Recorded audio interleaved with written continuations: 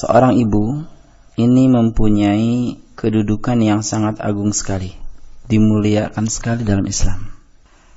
Bahkan seorang sahabat ketika dia bertanya kepada Rasulullah SAW, siapakah yang paling berhak aku berbuat baik kepadanya? Maka beliau SAW mengatakan ibumu, ibumu, ibumu, sampai 3 kali. Jadi ibu, kemudian bapak. Ini menunjukkan bahwa seorang ibu ini mempunyai kedudukan yang sangat istimewa sekali.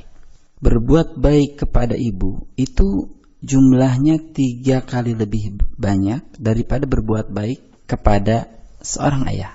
Dikarenakan memang kelelahan seorang ibu ketika mengurus anaknya itu jauh berlipat dibanding dengan kelelahan seorang ayah ketika mengurus anaknya. Sehingga balasannya pun setimpal.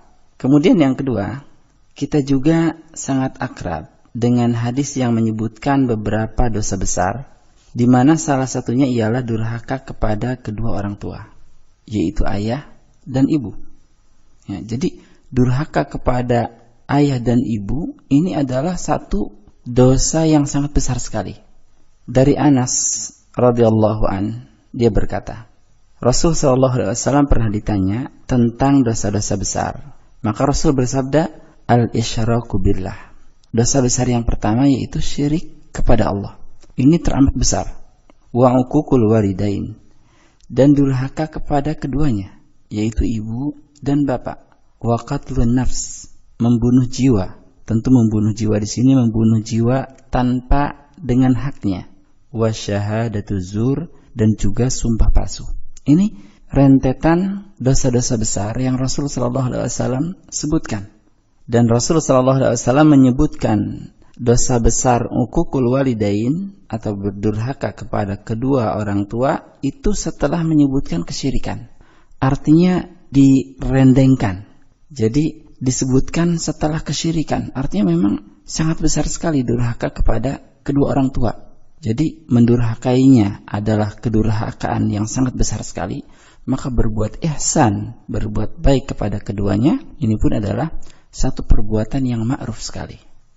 Kemudian di antara keistimewaan ibu dan juga bapak, ini merupakan faktor yang sangat besar mempengaruhi apakah seseorang bakal menuju jannah ataukah an-nar.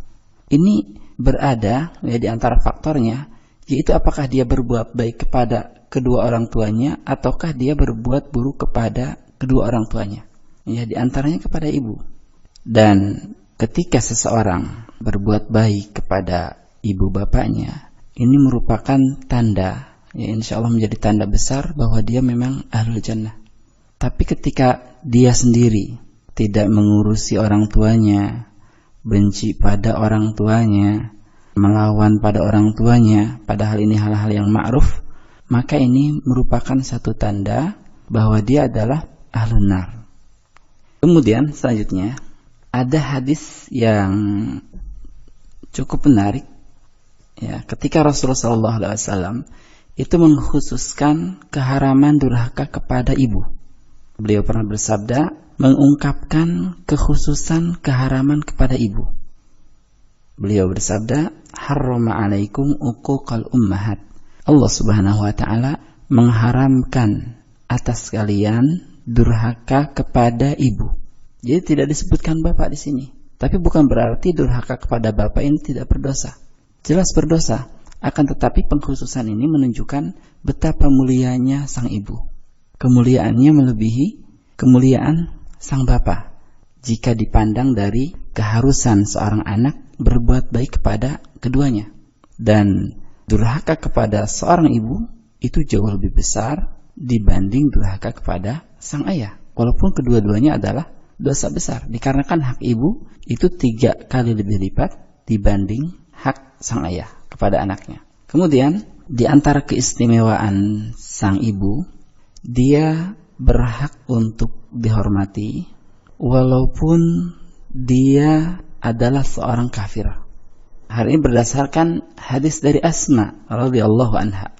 Ya, an Asma binti Abi Bakr radhiyallahu anhuma qalat, dari Asma putri Abu Bakar, semoga Allah meridai keduanya, dia berkata, satu hari ibuku datang kepadaku pada zaman Rasul sallallahu alaihi wasallam, padahal ketika itu dia masih musyrik. Dia seorang musyrikah, belum masuk Islam. Lalu aku meminta fatwa kepada Rasulullah sallallahu alaihi wasallam. Asma mengatakan, wahai Rasulullah, sesungguhnya ibuku telah datang. Dia mempunyai hajat padaku. Apakah aku menemuinya? Maka apa yang dikatakan oleh Rasulullah sallallahu alaihi wasallam? Beliau menjawab, "Na'am, sidi ummak." Iya, temui ibumu. Temui ibumu walaupun dia masih dalam keadaan musyrik. Jadi kita jangan sampai mendurhakai ibu kita walaupun dia adalah seorang kafir. Bagaimana kalau dia seorang muslimah? Bagaimana kalau dia seorang mukminah? Jelas hak dirinya itu jauh lebih besar, sangat besar sekali dibanding ibu dalam keadaan kafir. Ini bentuk kebaikan seorang anak kepada kedua orang tua walaupun keduanya adalah seorang kafir. Ya, ini adalah beberapa fadilah, keutamaan atau keistimewaan sang ibu dalam Islam. Wallahu a'lam.